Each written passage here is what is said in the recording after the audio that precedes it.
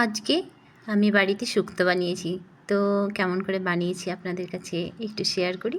তো চলুন দেখুন। আজ প্রথমে ছুটি ডাঁটা মানে সজনে ডাঁটা যেটা সেটা ভেজে নিয়েছি।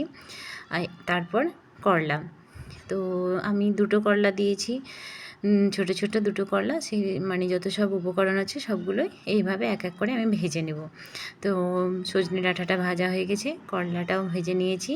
তারপর আমি কাঁচা কলা, তো কাঁচা কলাটা একটা কাঁচা কলা দিয়েছি। তো কাঁচা কলাটাও বেশ ভালো করে ভেজে নিলাম লাল লাল করে। তারপর আমি দিয়ে দেব আলু। তো ওই যে দেখুন আলুটা দিয়ে দিয়েছি। তো আলু আমি দিয়েছি মিডিয়াম সাইজে দুটো আলু দিয়েছি। আর এই আলুটাকেও বেশ করে ভেজে নেওয়ার পরে আমি বেগুন, একটা বেগুন ছিল ওটা অর্ধেক বেগুনটাকে আমি ভেজে নিলাম। আর অর্ধেকটা এমনি ভাতের সাথে ভাজা খাবো বলে রেখে দিয়েছিলাম। তো যাই হোক দেখুন বেগুনটাকেও বেশ লাল লাল করে ভেজে নিলাম। তারপর দিলাম হচ্ছে বড়ি, এটা হচ্ছে মেন, মানে শুক্তোতে না বড়িটা দিলে খুব সুন্দর লাগে খেতে, খুব টেস্ট হয়। তো যাই হোক সবগুলোই লাগবে সব কিছুর জন্য। তো দেখুন এগুলো আমার সব উপকরণগুলো বেশ সুন্দর করে ভেজে নিয়েছি।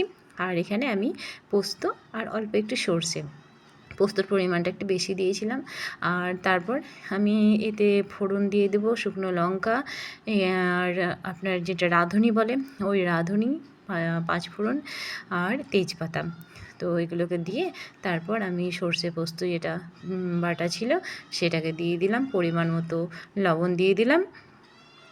আর এটাতে কিন্তু হলুদ লাগবে না, এটা কিন্তু বিনা হলুদের রান্না। তো যাই হোক একটুখানি এটাকে নেড়ে চেড়ে আমি ওই সবজি যে ভাজা সবজিগুলো ছিল ওর ওপরে আমি সবজিগুলোকে দিয়ে দিলাম। তারপর একটু হালকা একটু জলও দিয়ে দিলাম। তারপর ওটাকে বেশ করে কষিয়ে নিলাম সবজি দিয়ে।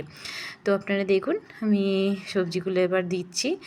আর আরেকটু মনে হয় জল লাগবে এতে। তো মানে সেদ্ধ হওয়ার জন্য, যদিও সেদ্ধ হয়েই গেছে প্রায়। তো যাই হোক দেখুন।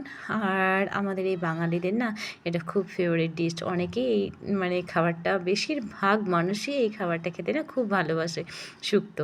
আর আমার ছেলে খুব ভালোবাসে শুক্তো খেতে। তো যাই হোক আজকে আমার ছেলে যদিও আসেনি, তো আমরাই আজকে একটু বানিয়ে নিলাম, কারণ বাড়িতে এই উপকরণগুলো ছিল। তো মনে হলো যে যাক আজকে একটু শুক্তো করে নিই। তো এই যে হ্যাঁ, আর শেষে অল্প একটু চিনি দেওয়ার ছিল। তো একটু চিনি দিলে মানে এটার টেস্ট আরেকটু অন্যরকম হয়ে যাবে, মানে বেশ সুন্দর লাগবে খেতে। আর একটু সামান্য এতে দুধ, পাউডার দুধ কিংবা ঘরে যদি কোনো গরুর দুধ থাকে তো একটু দুধ দিয়ে দিলে বেশ ভালো।